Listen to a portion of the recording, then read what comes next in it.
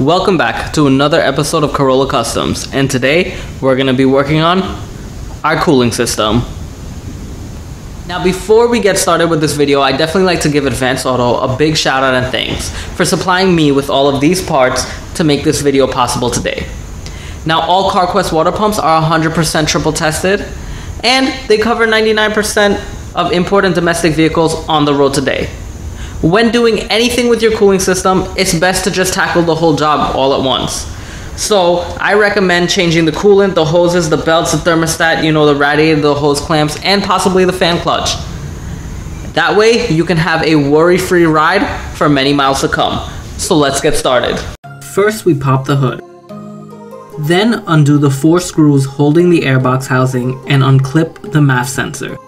Now remove the engine cover with an 8mm socket and place it to the side. Then loosen the clamp on the throttle body and remove the air duct. Unclip every clip holding the hose and fan shroud. Then I remove the 2 10mm bolts on the fan shroud. Then the fan shroud is removed. Use a clamp to hold the belt and pulley from spinning. This allows us to crack the 36mm nut holding the fan. Next, we spin the fan counterclockwise till it falls off. We remove the clamp. Then we remove the lower fan shroud out of the truck. I remove the lower hose to drain the coolant. The plastic petcock was broken on mine. Have a container to catch the coolant and properly dispose of this at your local parts store.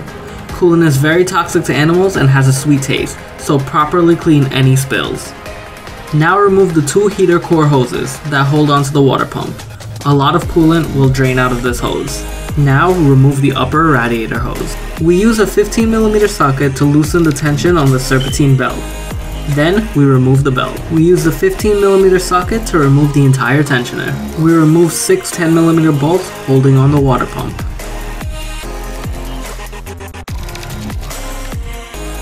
After being consumed by my own truck, I then remove the idler pulley.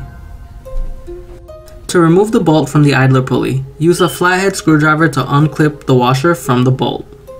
Clean off any residual gasket with a blade or gasket scraper. Remove the thermostat housing from the water pump. Line up the notch on the thermostat gasket to the thermostat housing. After cleaning the housing, reinstall back on the water pump and tighten the 2 10mm bolts. Place the water pump bolts in the water pump to hold the gaskets in place for installation.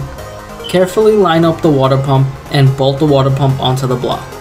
Torque the pump to 30 foot-pounds. With some anti-seize on the threads, install the belt tensioner on the water pump. Now install the new idler pulley. Now install the new serpentine belt. Reinstall the new hose and hose clamp.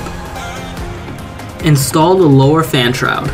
Reinstall the fan and tighten with a 36mm wrench.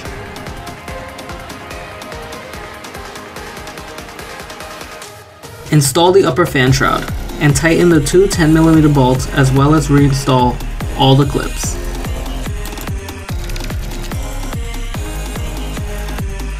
Now install the upper hose and clamps.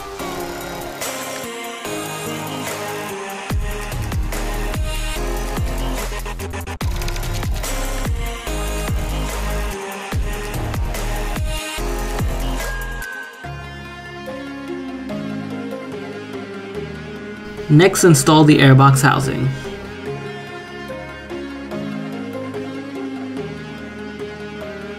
Then install the air duct and connect the MAF sensor. Now install the engine cover and tighten the 8mm bolt. I remove the radiator cap and use an adapter for my Easy Pour funnel. Link in the description below. Finally, we start the truck and turn the heat on high. Keep an eye on the temperature gauge and fill coolant as necessary. Alrighty guys, thank you for watching this video. That is how you do the water pump and all the other accessories that go along with that cooling system on a 2004 Chevy Avalanche or any other Chevy vehicles with the 5.7 V8 in the truck. Thank you all for watching. This was one of the most easiest ones I've ever done. It wasn't difficult at all. Everything was right in your face, so it was easy to get access to.